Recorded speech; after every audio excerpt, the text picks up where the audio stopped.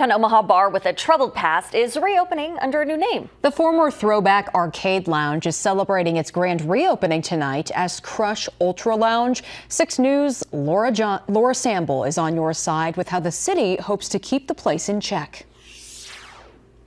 I wish him the best of luck. Omaha City Councilman Danny Begley is talking about the Crush Ultra Lounge, celebrating its grand opening this weekend at 14th and Howard Streets. But Begley remains cautious.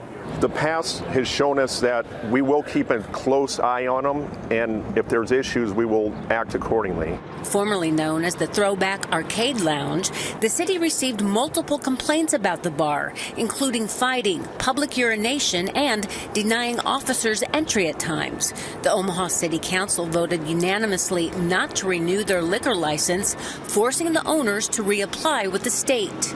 But the State Liquor Control Commission overrode the City Council recommendation and granted the owners a liquor license with restrictions. Notably, the owners will be allowed to use licensed promoters. Along with the name change, Crush Lounge is branding itself as a more upscale, sophisticated entertainment club. Nearby business owner Wara Vasquez hopes it works. I think it will be a good thing for Omaha to bring a different prospect for nightlife, As long as they keep it quiet and without problems, it should be fine. Begley agrees. And it is 100% about the safety of the public, not only that live down here, but also people that are going to go here. I want anybody to enjoy themselves. On your side in downtown Omaha, Laura Samble, 6 News. The restrictions will stay in place until at least June 10th.